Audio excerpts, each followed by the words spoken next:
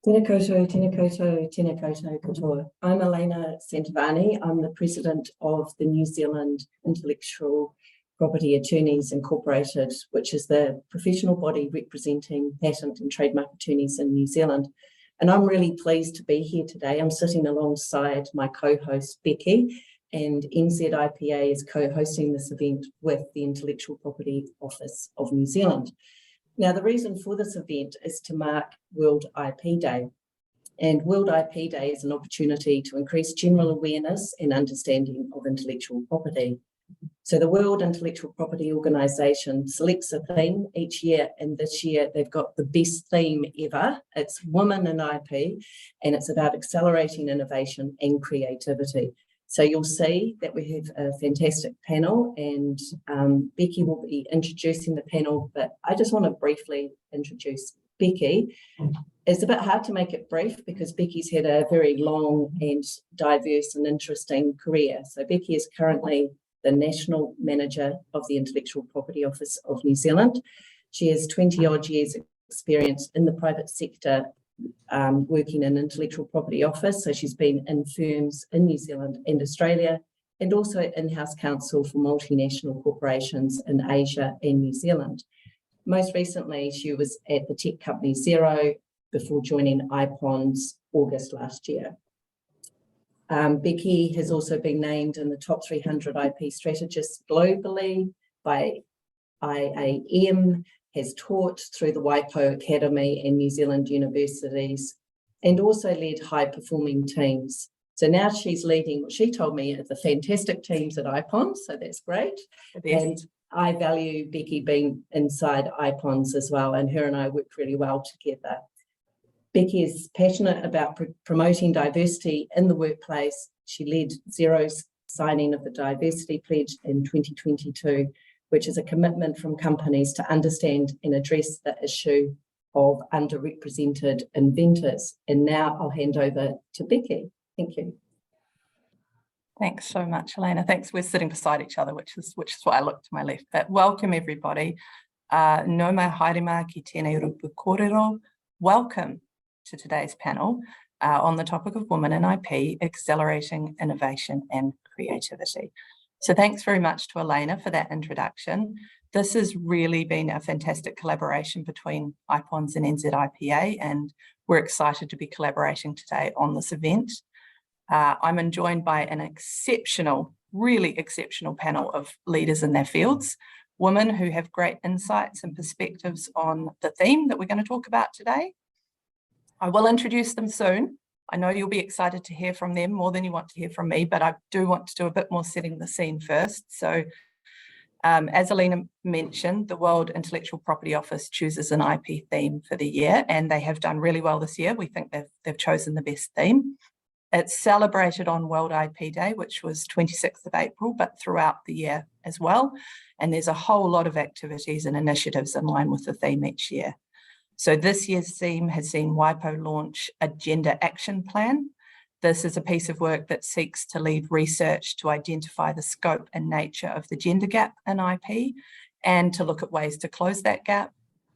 It's actually just been posted on their website. So if this is something you're interested in, please go and check it out. And I'm sure you will have seen, because a lot of you are passionate in this area, but there's been numerous research pieces, articles, webinars, other panel discussions, other activities and events exploring this topic globally, and the purpose being to better understand, recognise and celebrate this really important topic. So we know that intellectual property is created by people, creators and innovators in their fields, and we know that in every one of those communities there are women with amazing ideas, creative passions, desires to improve their communities and communities across the world. But the data does reveal some pretty uncomfortable truths, that women are underrepresented as IP creators. So be that inventors, creators, designers, artists, authors, etc. For instance, we know that in 2020, only 16.5% of inventors named in international patent applications were women. And while this is an increase on previous years, we're not moving fast enough. Based on current progress, it has been predicted that gender parity in the system will only be reached in 2076. That is too far away. The data also tells us that women are underrepresented in IP leadership positions. So be that in professional advisor roles for IP creators or sitting in leadership positions for innovative and tech companies, including those executive and board positions. And I'm going to quote Frances Gurry, who's the former WIPO Director General. All of the statistical evidence indicates that we still have a great deal of progress to make. This gender imbalance indicates that society is not making use of this talent pool in innovation and creative activity, and it's in our interest that we work towards a better state. So let's dive in. Let's explore this theme with our wonderful panelists today. We're going to look at how we best capitalise on women's creativity and innovative endeavours. We're going to look at how we can foster IP ecosystems in which women can flourish. We're going to achieve and sustain gender equality in the workplace and beyond. We're going to explore that topic. And with all the answers to these very simple questions, let me go and introduce my wonderful panelists today. So just look at my screen. First up, I have Professor Juliet Gerrard. Kia ora, Juliet. Thank you so much for joining us. Juliet is the Prime Minister's Chief Scientific Advisor, Kaitohutohu Mātanga Pūtaiao Matua ki te Pirimia, and her role provides advice to the Prime Minister, to ministers and to the public on a really wide range of topics. So Juliet has a very impressive career in scientific research, far too many publications and other successes to name, not to mention numerous leadership roles, including Chair of Marsden Council and serving on the board for Plant and Food Research, and currently on the board for Te Papa. We also have Theresa Gattung. Kia ora, Theresa, thank you so much for joining us. Theresa, of course, is well known for her role as CEO of Telecom New Zealand, giving her the honour of the first female CEO of an NZX-listed company. But she is so much more than that. She is a business leader, an author, a philanthropist, and an investor holding multiple governance positions. Currently, she leads Coralus, which is an international community supporting, financing, and celebrating female entrepreneurs. She also funded the Gattung Chair of Women in Entrepreneurship, and funded the Gattung Chair of Women in Entrepreneurship at University of Auckland Business School, and launched her own Gattung Foundation along with her sister that seeks to support the education and advancement of women. I'm not going to say much more about that because I want to hear from Theresa about that, and I'm sure you will too. Antonia, welcome Antonia. Thank you again for joining us. Now, Antonia's role is leading the IP work for Soul Machines. If you haven't heard about Soul Machines, definitely check them out on Google and have a look at their website. They're a really exciting New Zealand deep tech company that are developing lifelike, emotionally responsive avatars to be used as interfaces for AI platforms. Antonia loves technology. She's passionate about giving women opportunities in STEM. So that's science, tech, engineering, and maths, for those of you like me who just did science at school. And Antonia wrote her own app for high school and university students. It's called Osnova, and it uses AI technology to help students learn mathematics or to study mathematics. So again, I'll ask you more about that, Antonia, but awesome to have you on the panel. Thank you for joining us. And last but definitely not least, we have Brooke Roberts. Hello, Brooke. Thank you for joining us. Brooke is co-founder and co-CEO and director of Sharesies. This is a hugely successful company in the field of financial investment, an area traditionally dominated by men. Brooke is someone who's passionate about creating equal opportunities in business and being a force for good. Fun fact I found online, Brooke, is that your customers have a fantastic gender equal pool. You're close to 50-50 men, women, which is fantastic. So welcome to all of you. Thank you so much for giving your time today. It's great to have you here. Now, just a few logistics from me as well. We have just under an hour for this event. I'm going to ask each of the panelists a few questions, seek their perspectives and insights on this topic. We also have the question bar enabled, so I do encourage you to post any questions. We're going to keep an eye on them. Elaine is going to jump in if we have some good questions from the audience, because we want to encourage discussion with the audience as well. We want your involvement. You've come here to hear these wonderful panelists, so do ask questions if you have them. But as I mentioned at the start, we have almost close to 400, I think 370, 380 registrants today. So if we don't get to all the questions, please forgive us. And just another note that you will have seen when you joined is that we are recording this session. we'll make that available afterwards. So welcome again. Theresa, I wonder if I could start with a question to you. Now, this is an old stat, but it is one that I like to use because I think it speaks volumes of women representation in senior roles. And this is the research published by New Zealand Herald in 2018, showing that of the top publicly listed New Zealand companies, there were 4 times as many chief executives named John than there were women in the chief executive role. You've probably heard it before, and I think it is quite reflective of the situation. You broke ground in being the first woman CEO in an NZX listed company, and you have that real focus on giving back with all your initiatives that seek to support the success of women. So what are some of those ways that we can support women and getting women into those more senior leadership roles in New Zealand companies? Wow, okay. Well, it has got a bit better than in my day. You only have to look at like sectors like the banking sector, many female CEOs in that sector, for example. So it has got better, but it's still much harder. It's not equal, that's for sure. In the last few years, there actually has been a real push in this area. So I'm the chair of Global Women, and we have corporate partners, and those corporate partners are all committed to representation, to gender diversity on their boards and on their executive teams. They're all signed up to 40-40-20, a goal of getting 40% of their board female, 40% male, and 20% whatever works in the situation, and same with their executive teams. And quite a number of them actually have achieved that. Each year we publish, and the Herald publishes, the survey that we do among our group. Now, they're starting to move now into other diversity as well, like ethnic diversity. They're also starting to want to influence the outside world and role model this. You can't become a champion unless you're doing gender pay gap reporting. Now, as recently as 18 months ago, there were only 4 or 5 companies in New Zealand doing gender pay gap reporting. So that's now this year, that cycle has moved to 50, simply by dint of actually becoming something that's lifted the benchmark, the bar, to be a champion of change.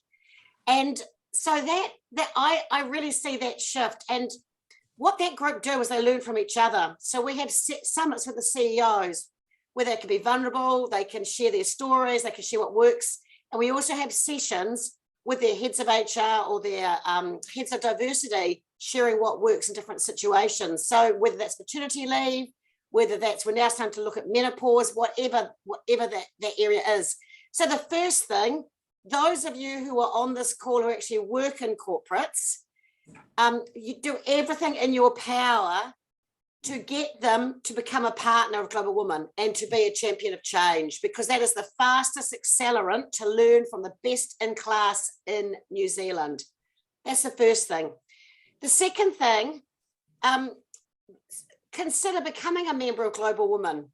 You're in the midst of 450 high-powered women who, it's broadened a bit in recent years. We've got more entrepreneurs now, not just all sort of accountants and lawyers. We don't have many IP lawyers though. You know, partners in the main IP firms, and it's member nominate new members. It's a straightforward process, and we care about what you've achieved, but also about what you've done for women and what you want to do for women. So, you know, get in among it. And then finally, I've got a lot more to say on this topic, but I don't want to monopolise the conversation. Support other women, both emotionally and financially. During lockdown, I was sent by Victoria Carter, actually, a friend of mine. She sent me a whole lot of stuff from the US from earlier this century, which showed that suffrage was only won over there because wealthy widows in many cases, or wealthy women, used their funding to get women the vote. And it's always been this way. We need male allies. Kate Shepherd had 2 men called John. There were 2 MPs called John who helped us win the right to have a vote. She needed someone inside because there was certainly no other woman. But it's not enough to rely on male allies. Women have to do it for themselves and for each other. So for me, I spend my capital on women founders, on funds that focus either entirely or mainly on women founders. And I fund girls. You know, we've got this wonderful thing going the East Coast. Girls, 10 schools, Kura, so they're learning in Te Reo, that we're funding people to teach them STEM and robotics and then take them to the national champs. Can you imagine this country, even with those girls? Now I get challenged, why aren't you funding boys? I say, find a male philanthropist. Women have to support other women. So anyway, that's just a sort of a smorgasbord of ideas, but don't be afraid to actually support other women quite overtly. Some phenomenally good points there, Theresa. Thank you. Some real gems in there. I love the tagline, women supporting women. 100% agree. Brooke, I'm keen to hear your perspective on this as well. You know, women in leadership roles, women in the executive positions and on the boards, because the governance structure that you have at Sharesies is really interesting to me. So having the 3 co-CEOs and those senior roles. I'm familiar with job sharing, not at the executive level. You know, in other companies I've worked at, I've seen job sharing and it can work with huge success. But you've really shown that it can work at that level, and I'm keen to hear a bit about how that structure works for you, what drove you to set things up that way, and whether you see that as a tool for encouraging more women to be in those senior positions because of there's the flexibility it affords. Yeah, I'll start by answering that governance question, then come to the 3EO model. At Sharesies, we do have that 40-40-20, 60% of our board are wahine and 40% are male at the moment, and we really hunted to get an awesome chair, which our chair is Alison Gary, and she's been with us pretty much since the start now, and it's been incredible having her support and her opening up her networks and really taking, you know, backing us from day one when we were just an idea and had a dream. And it's really cool to have her help us shape our governance structures and how we've grown since then. In terms of the 3EO structure, 2 months into starting Sharesies, I was hapu with our first child, Al. So we were trying to raise Sharesies and also figure out how to be parents. And now I've had 2 children on this 6-year journey I've had so far with Sharesies. And I think building a company from day one with the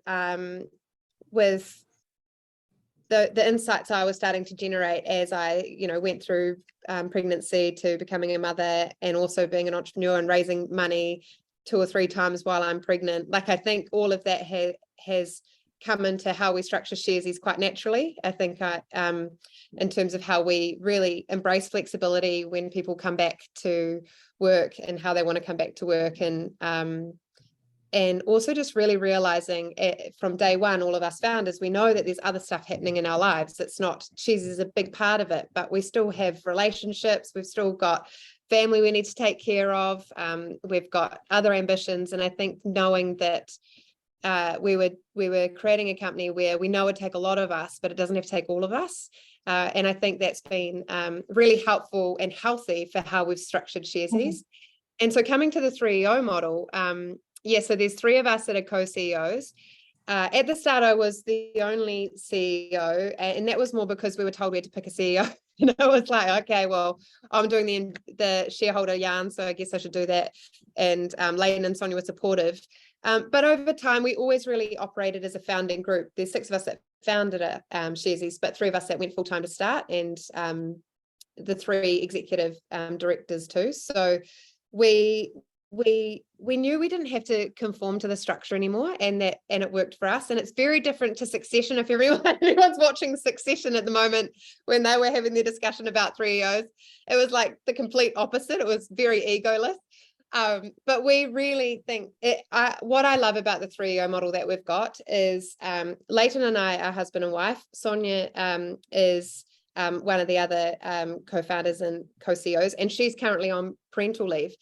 I was also on parental leave when those 2 co-CEO'd, and having this ability to just flex like that, it's not going to be a massive issue for your shareholders or your stakeholders or your board to have to kind of understand. Your team are really aware of how to work within the 3EO structure. But also, I think the biggest benefit we have is we can just move so much faster.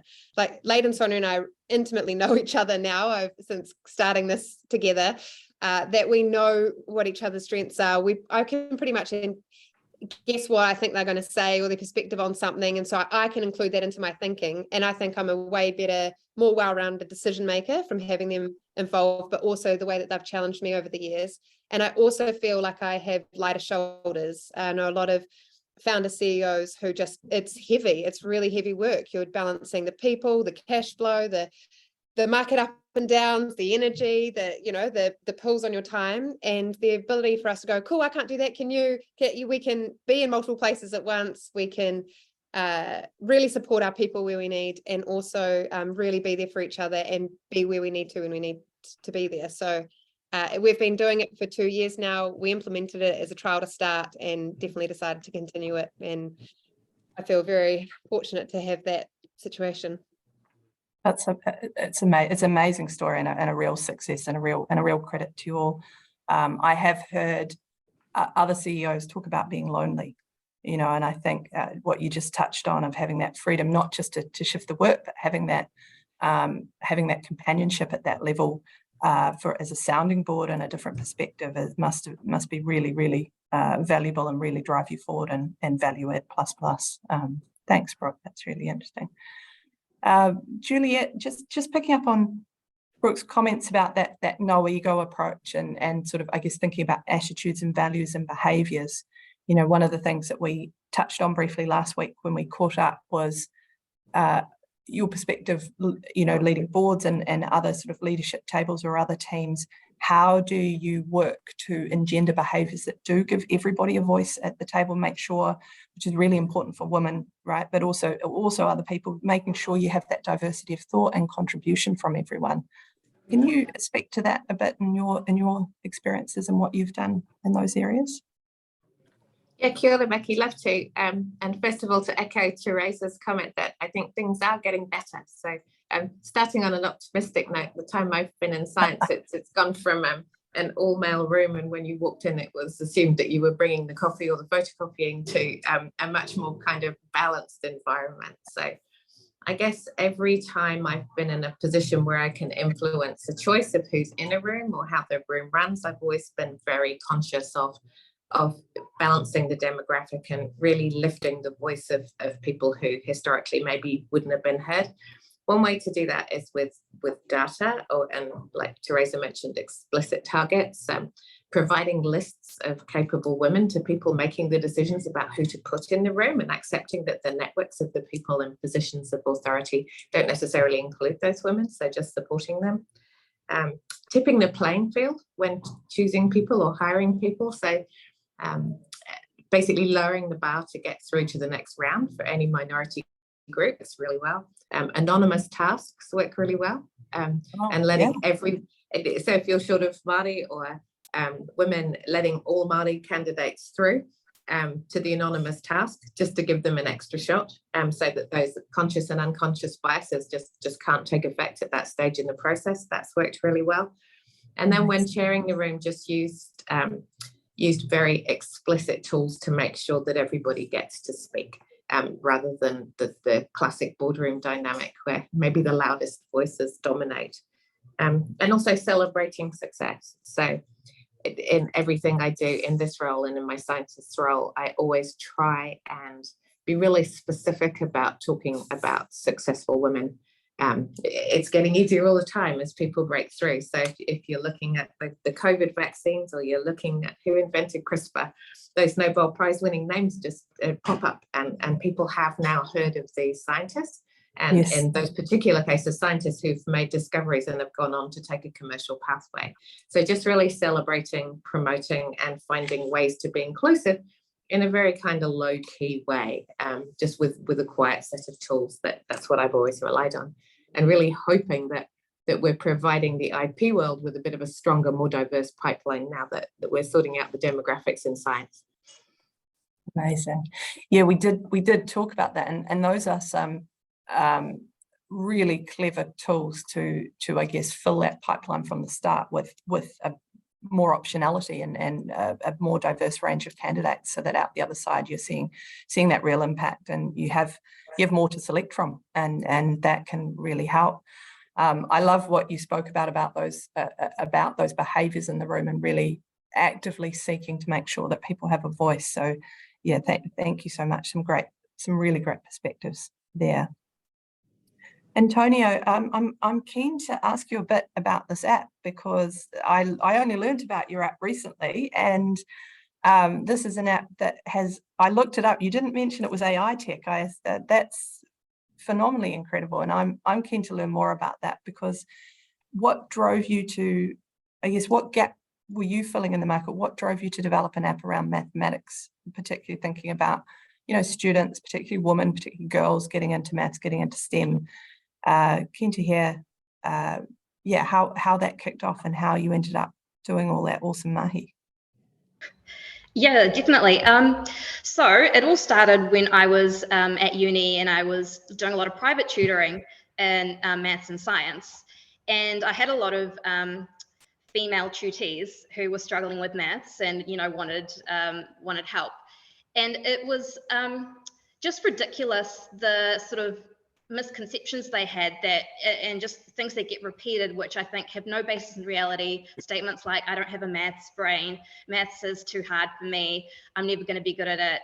And I did tutor sort of males as well, but females had a lot less, confidence in their abilities, especially when it came to maths. And so now working at Soul Machines, unfortunately, we don't get female applicants and as many female researchers and engineers, just because there aren't as many females studying those subjects at university and not as many females doing those subjects at school.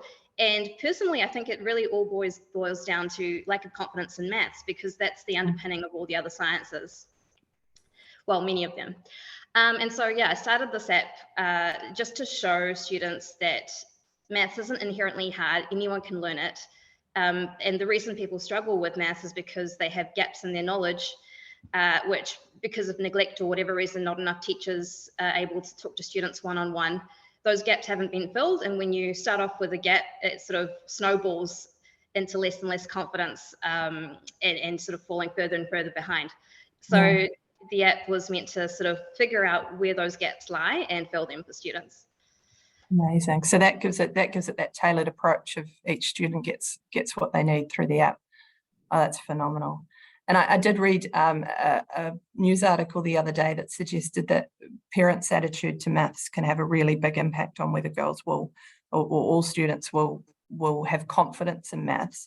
So picking up on Juliet's optimism and Theresa saying it's not as bad as it was, hopefully we're starting to see, with the next generation coming through, that their parents are encouraging more maths, and therefore we're seeing that impact in the next generation. But you did mention that it is hard to find women in tech and STEM fields for recruiting for Soul Machines, I guess for other places as well. Is that a real challenge that Soul Machines are facing even today? And how do you attract that diverse talent pool and recruit and retain those amazing women who have tech backgrounds? It remains a challenge. So only 1 in 5 candidates for jobs are women. Mm-hmm. And we do the basics, and every company should be doing the basics, things like paid maternity leave, equal pay. I think, we could probably do more outreach to, maybe even starting at the school level, making the concept of careers in STEM known and sort of more appealing to females who might think it's nerdy, or those stereotypes that unfortunately I think are leading to less women just being interested in those sorts of career paths. Could I just make a comment on what Antonia just said? Because I think that's really true. And in the Gattung Foundation last year, we partnered with Pūtaiao, and we invited groups of Māori and Pacifica girls in their last 2 years of school. Started out in South Auckland, but then we got girls from rural Auckland, West Auckland, who wanted to be part of the program, come into Auckland for a day and basically it was all about raising aspirations, because a lot of those families still think that being a doctor or a lawyer is the best way to safeguard you for the rest of your life. I happen to think law is going to be hideously disintermediated, and being an entrepreneur is just going to be a life skill, because all the young people are going to chop and change. They're not going to end up doing whatever they start, because what they're going to end up doing doesn't exist at the moment. It's going to be created, including by them. Anyway, it doesn't work for people like me, or I mean, Brooke's a lot younger than me, so it might work for her, but it doesn't really work. People like me just have them and talk because I'm not relatable to them. What really worked was women in their Māori and Pacifica women in their 20s, just a bit ahead, who had taken a different path and who talked about wrong turns, who talked about, well, I went to university, I was the first child to go into a family, and then I didn't like what I was studying. So I left, or I changed course or whatever. So that idea of that, a lot of what we do in the foundation is in this intersection between school and work. Now, Topi Toa, Annie Fitzmaurice, who runs that, is doing a fantastic job, and a lot of firms are now taking Māori Pacific graduates at the end of the university, but it's that bit between school and getting them to graduate. Because young enterprise in schools has for years been equal girls and boys. It is simply not the case that girls are less interested in business than boys. It is not the case. But between that and New Zealand's top entrepreneurs is a gap, and the gap's often around getting funding. But back to this conversation, I really believe in the power of role modeling outside their own families, their own networks. And what was also really interesting is it would be wrong to say that every girl in South Auckland is the same as every other girl in South Auckland. So the girls who went to schools in South Auckland were actually slightly different in their aspirations from the girls who lived in South Auckland, but they bussed into Central Auckland schools each day. And so that's interesting too, because the teachers would have been different, and their aspirations therefore was the brands they understood, the things they saw in their day. I mean, it's really subtle, but it's important to give girls, particularly girls who potentially come from less privileged backgrounds, a bigger sense of possibility. And one way to do that is structured programs, which if it was IP, it would be scientists and lawyers and business and entrepreneurs saying, you can do this too. It would be easy to organise. We could help with that because my sister used to be a principal for many years. She knows a lot of the principals of the Auckland schools, but they were really keen. And a teacher came with the group. And one of the groups that came, the teacher said to me, we didn't pick the girl who was dark, the girl who was head girl, because they're going to make it anyway. Even in, I came from a very modest background, even in every community of disadvantage, some will make it through. She said, we picked the next level, those with potential, but lacking in confidence. There are thousands of those that fit that category just in Auckland, let alone in New Zealand. And this group of people, there's 170 people on this call, could make a difference.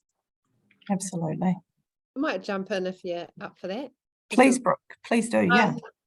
I was thinking about what Antonia mentioned in terms of that pipeline and stuff. And I remember when we first started Sharesies, I used to find people would use that line of, oh, there's just not enough females as like a pipeline problem, and therefore weren't putting effort into it. This is, years ago. I do think it's changed, but it used to grind my gears a lot. Like, why? It's just dismissed. Oh, it's just because there are no women and that have, that are developers, or there's not enough. And yes, we definitely want more, but I felt that there was a deeper reason as to why women weren't applying for these startups too, or in these tech companies. And we've all heard probably those stats of women feel like they need to complete everything on a job description. But what I actually found as I dug into it, I got super curious about this because I was like, gosh, I'm a woman. Come on, woman, we need you. And awesome. I talked to quite a few people in the women in tech community and found that safety was a big issue. That the amount of times the word safety came up surprised me. And we're all nodding now, but I just remember, I was like, what? Like, what is a safety thing? And it totally makes sense. They want to feel psychologically safe. They want to know, like, what a perception of a startup is so different to what it is now, I think. But those perceptions there of it's pretty blokey, it's all the hours, you can't have a life, all that sort of stuff. We're to really be breaking those barriers down and showing, that's not who we are. And then on the tech scene, it's that, the high risk and the long hours might not work with what they've got on in terms of outside of things, but also the safety and the way that people behaved around them, and that how are we going to make sure that they're safe and they're not being gaslit all the time, and what are the ways that you support those micro aggressions that can occur, and how support them not being there. And so that was a really interesting insight for me around how safe and included people feel, and that they really feel like they can belong. And then ultimately, once you know that that's the starting ground, you can share your voice, you can bring your perspective, and you can really flourish in that environment. So that, I just thought I should share that. They're great perspectives, and that safety, that's really interesting, and ties, I think, a little bit into, Theresa, what you were saying about, you know, that mindset of future careers, being entrepreneurs, and having that perhaps that flexibility or that agile mindset that, you know, things can change. And, you know, as opposed to the doctor or lawyer, which tends to be the job for life, you know, entrepreneurs tend to be the people that have more of that comfort level in change.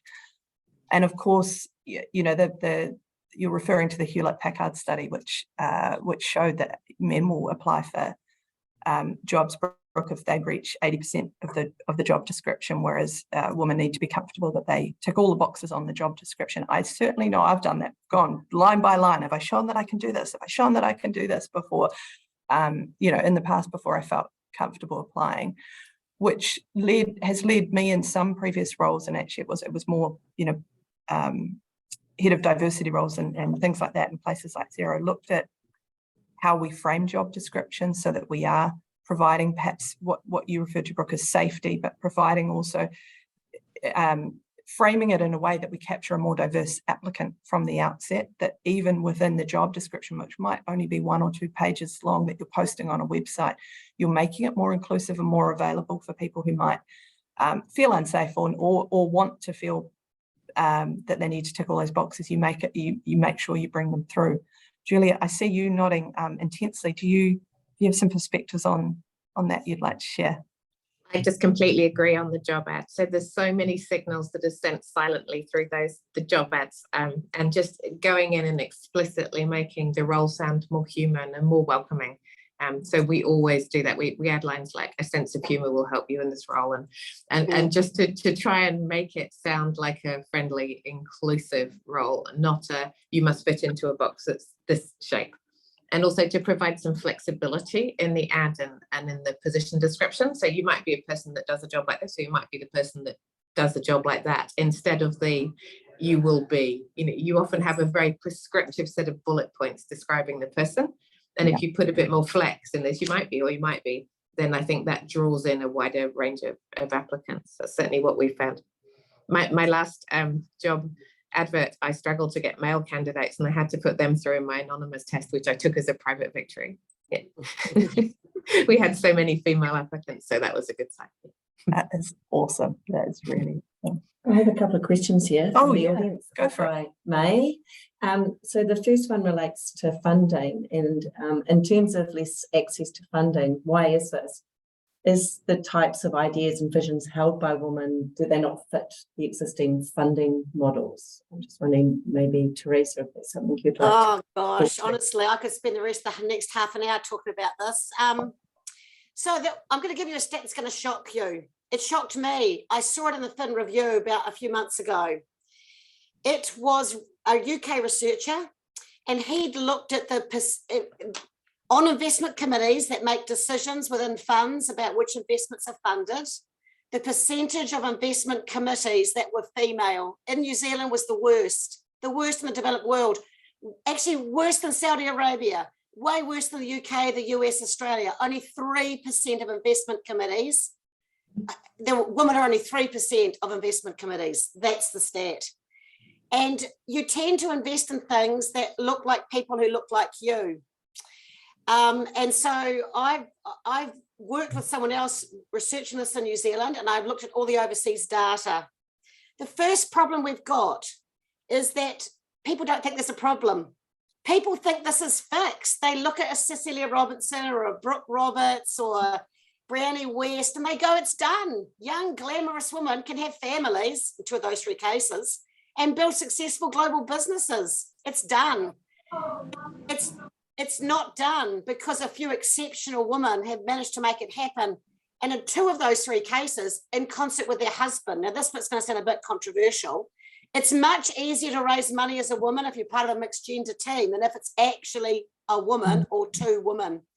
And the stats in New Zealand, as far as we've been able to research it, in the private sector is no better than the public sector. And New Zealand is actually not worse in this regard than Australia and the rest of the world. The stats go like this: if you use the correct nomenclature. So a lot of investment funds hide behind saying, oh yes, we fund women founders 20% because, you know, one of the co-founders might be a woman, but she might only have 5%. If you do it strictly by funding men-only teams, women-only teams, and mixed gender teams, the stats are clear. About 75 to 80% of the funding, and last year was the best deal year on record, goes to male-only teams. About 15% goes to mixed gender teams. About 5 to 7% goes to women-only teams. That doesn't matter. It's New Zealand, Australia, the world. And so because that is how it is, first of all, only the best women's ideas get through. So they do tend to have superior returns, but it really, it is difficult. And so University of Auckland, Janine Swale did research 18 months ago, interviewing women founders in New Zealand, raising capital, and asked them about the barriers. And the barriers are many, but there's a lot of research that shows women are asked penalty questions. Well, how are you going to deal with this obstacle? And whereas men are asked promotional questions. And this is not me making this up. I can send you links for all of this. And it's unbelievable that in the time that we live in, that this is still the case. And then those founders tend to get boards around them that are more, again, people like them. And so most of the smaller entrepreneurial companies in New Zealand don't have as big a gender balance board as our big listed companies do, because they haven't got the investor pressure that the big listed companies have to actually honour diversity in that way. So it's nothing to do with the woman. I'm not into the lean in theory at all. It's fix the system. And the first way to fix the system is to actually take some of the wonderful women who are studying financial engineering at University of Canterbury, and there's quite a lot of women doing it now, young women, bring them into the industry, get them up through the ranks of investment analysts to be making the decisions, because women are naturally going to be more diverse in the way they think about funding female founders than the way it is today. I think I should just stop there for a breath. Amazing. No, thanks, Theresa. Really, really good perspective.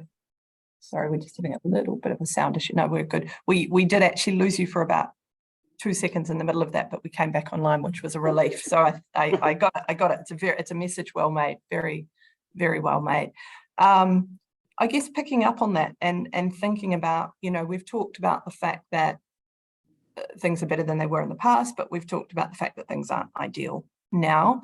And I'm going to direct this question at Antonia, but please, everyone, feel free to jump in and answer. Antonia, where are we going to be in 5 years, and where are we going to be in 10 years in terms of women in IP? Are you optimistic? Are you pessimistic? Tell me what you think. We will be better off. So I recently looked at the stats for females listed as patent inventors on patent applications. So 16%. And sort of it's only growing by about 0.5% to 1%, you know, it's tiny numbers every year. So by the time we have equality, I'll be dead. so it is good. It is a positive trend, but it's not as fast as I'd like. And I was kind of intrigued by something Theresa said in terms of financial returns being better when there's investments in teams with diversity. And I've seen other stats and, you know, consulting companies doing study after study showing that diverse companies outperform companies without that diversity. So it sounds to me like a financial no-brainer, you know, even if you're not just trying to be PC and include women. So I'm just curious with those sorts of stats coming out and that research coming out, why companies aren't doing this for sort of capitalist reasons. Yeah, I often have that thought, you know, that the science shows that diverse teams, companies with higher rates of diversity are more successful. So if you just purely think about the bottom line, put the values aside, it's in everyone's interest to have diversity of thought, to have diverse workplaces. 100% great insight. I'm just going to, Elaine, I think we've got another question from the audience that Elaine is going to read out. Thank you. So this one, I'm sure some of our panelists have experienced, is how do you deal with men who think that they know more than women and that women's viewpoints are worth less than men's? So I'll let the panel decide who would like to answer that one. Hire them if you're their boss. I always coach women not to stay in an environment that will impact on their self-esteem.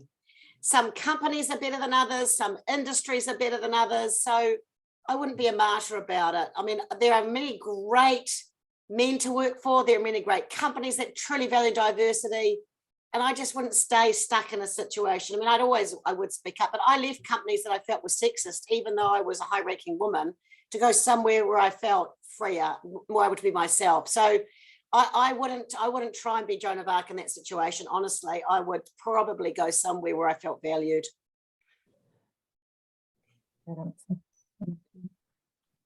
Hey, I've got one for all of you. I'll go quick fire round the table.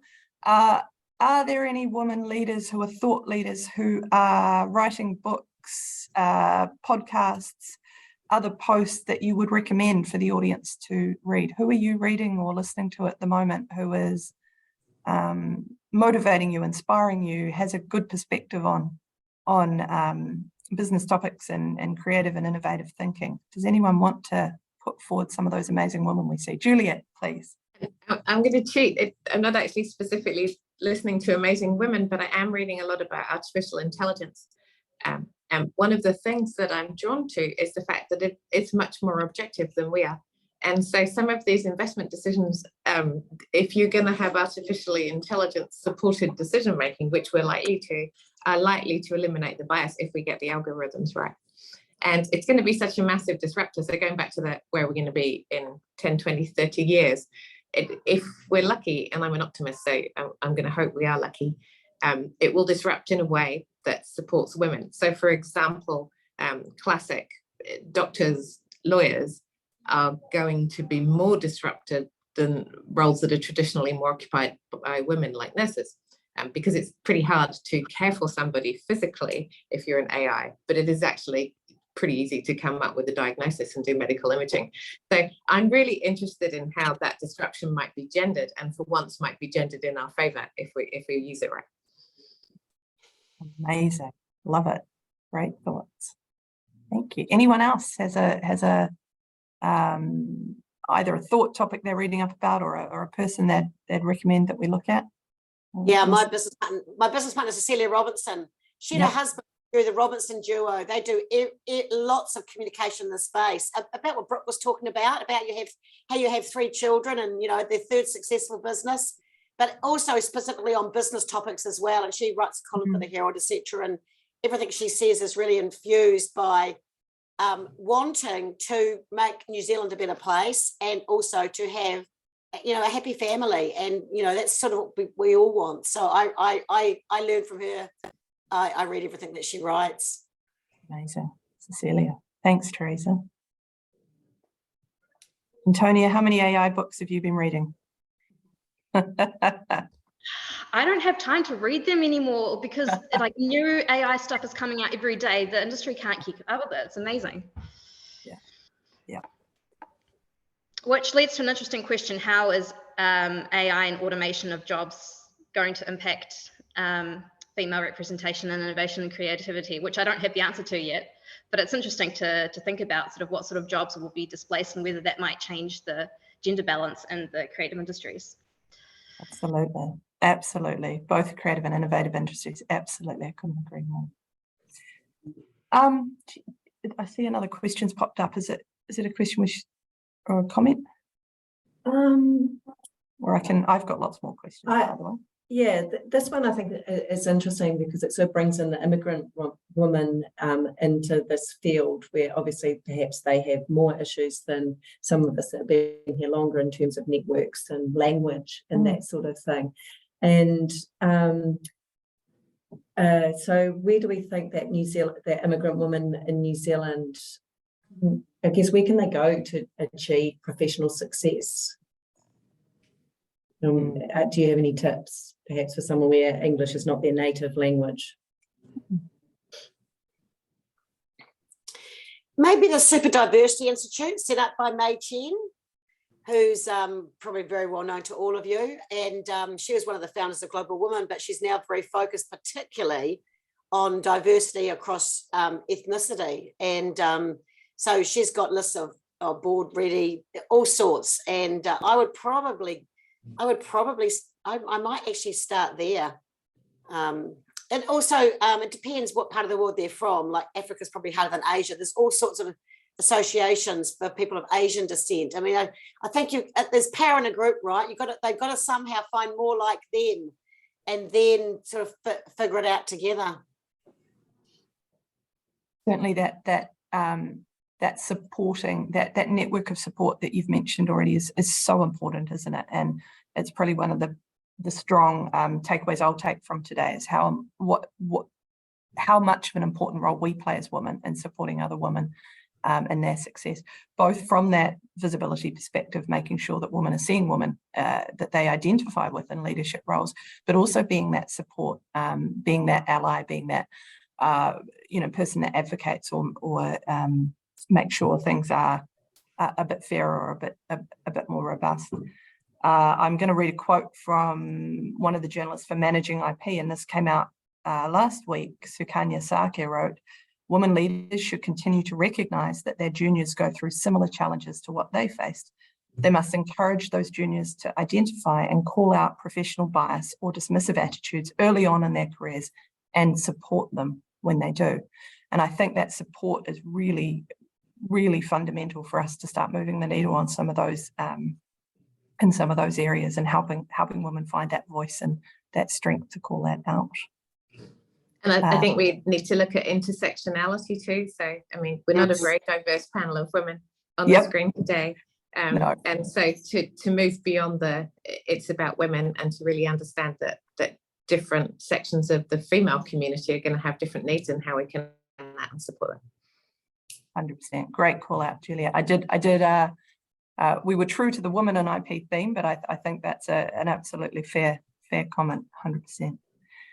Look, we're getting close to time. I'm just going to check if there are more questions from the audience. If not, I thought I might do one more quick fire with the group and check if there's anyone else we want to. I can see a whole lot coming through, but I can't read them. So Elena's there is a whole lot coming through, and some of them, I mean, they're great questions, but some of them are quite long. So okay. I feel like I'm not doing justice to them. There's a couple about AI, and picking up on Juliet, one of your comments about maybe the absence of bias. But I think our recent experience has been that perhaps sometimes the bias is baked in from the beginning. And I guess how do we counter that or look out for that? Yeah, I mean, I guess that's why I said if we do it right. So a huge risk that we bake in the bias that we've all got, but a huge opportunity to really interrogate the algorithms and the way the decisions are being made to actually be a guard against bias. So there's great examples popping up in all sorts of environments where the human's making the decision and the AI is saying, hold up, are you sure you haven't been biased because that person is in this demographic group? So if we can harness these tools to support the equity mission rather than undermine it, I think there's a massive opportunity. Right, thanks. Yeah. All right, last quickfire question for each of you to answer. Bit of a classic question. Who is one inspiring woman, dead or alive, that you would like to have dinner with if you could? Brooke, who would that person be?